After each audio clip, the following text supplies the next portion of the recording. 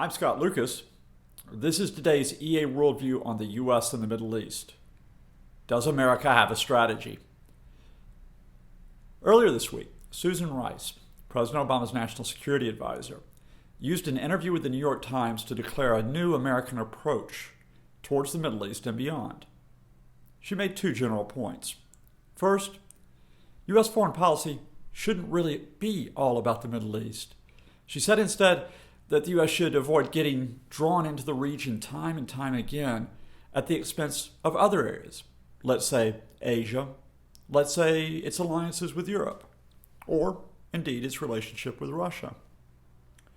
Her second point was even more interesting.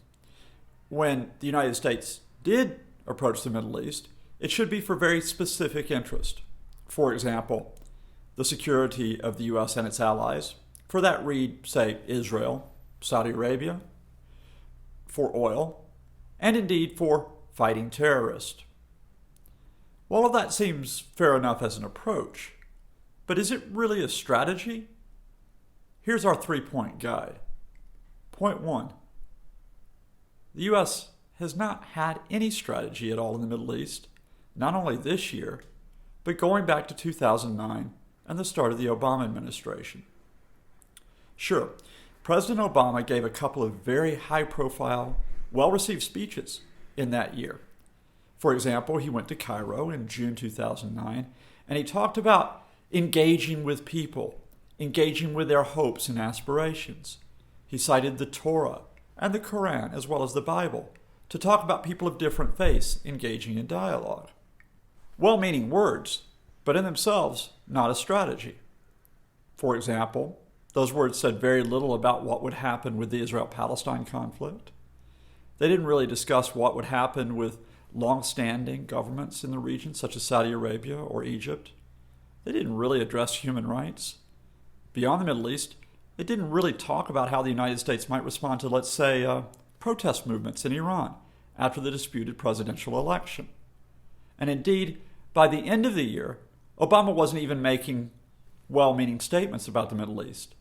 Instead, his tone had turned from the positive of engagement to the negative in his acceptance speech in Oslo of the Nobel Peace Prize of trying to make sure that Tehran did not get a bomb and that somehow the threat was far greater than the possibility for cooperation. Point two. But despite this lack of a strategy, the United States got an unexpected opportunity in early 2011 with the events of what we generally call the Arab Spring. The risings of people across the Middle East and North Africa in 2011 for justice, for rights, for political participation gave an unexpected opportunity to Washington. If it supported those peoples against autocrats, dictators who had been in power for decades, it might be seen to stand for something more than seeking to preserve oil interests or the security of Israel. And indeed, by autumn 2011, Hillary Clinton summarized that the United States needed to be on the right side of history. What did that mean in practice? Well, in a case like Libya, it did indeed mean that the United States came up with a new approach, which was effectively intervention, not just to defend American interest, but on behalf of what it saw as the people demanding change. When it went in with NATO to protect Benghazi and eastern Libya, and then when it went into western Libya in support of the protests and the insurgency against Colonel Gaddafi, it was declaring a new approach. When Gaddafi fell in October, the Americans had this possibility. Do they work with a new government, which supposedly fulfills the hopes of those people who had protested? But Libya could have been an exception which pointed to a bigger rule.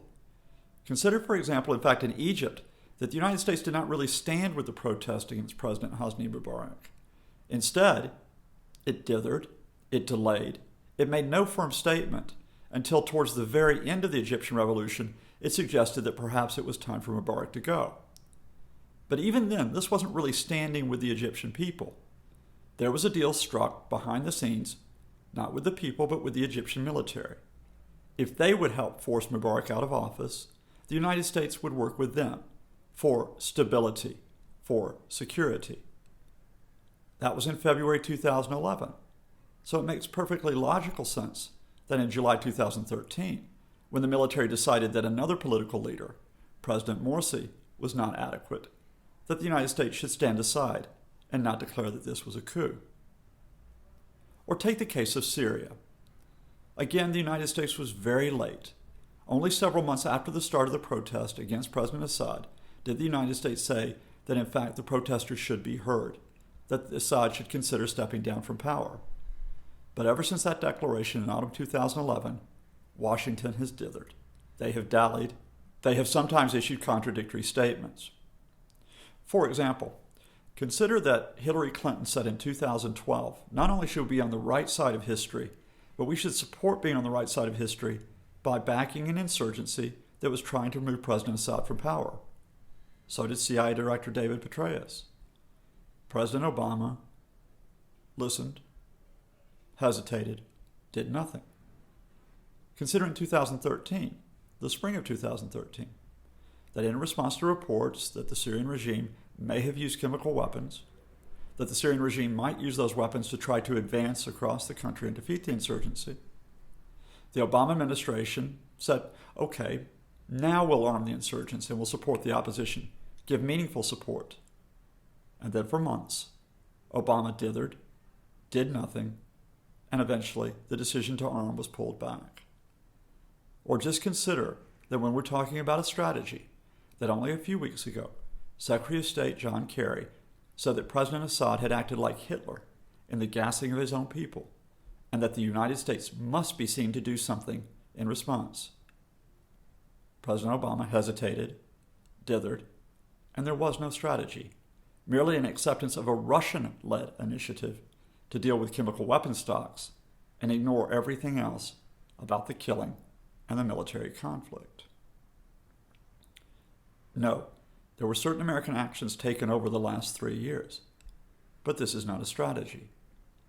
So point 3, given that, what happens next? Well, consider, for example, that the lack of an American strategy will mean tension, not only with its enemies, but indeed with its supposed allies.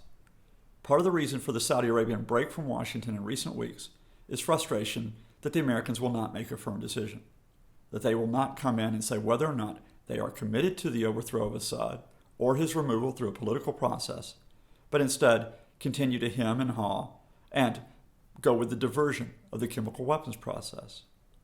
Consider, for example, that Israel, which has launched yet another airstrike against Syrian bases, according to latest information, is also uncertain about what the future holds.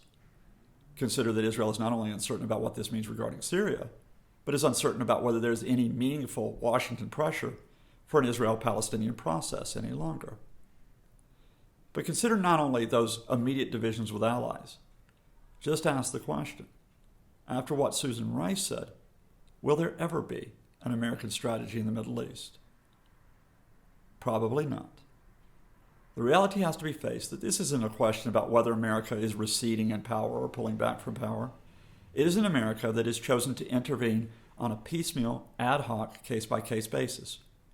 On occasion, for example, you'll have drone strikes in Yemen to kill terrorists. On occasion, for example, you'll hear discussion about whether or not the United States should withhold aid, say from Egypt, over democracy or over security. Consider at the end of the day, however, that none of this constitutes a thought-through series of steps. Let me be clear. If the Americans came out today and said, we support the military-backed government in Egypt, we support them against any protest, against any call for democracy. If the United States came out today and said, we support President Assad remaining in power, we support that because we don't like extremists and because Assad provides for security. If the United States came out today and said, we support governments across the Middle East, which may be authoritarian or dictatorial, but they are more stable than listening to people, I wouldn't like that decision. But that would be a strategy. But the U.S. won't say that. The U.S. won't take that tough decision about what it really wants to do in the region. And instead, we will go on and on and on with an eternal American dithering, while others take hard decisions and while others pay the price. This is Scott Lucas, with today's EA Worldview on the United States and the Middle East.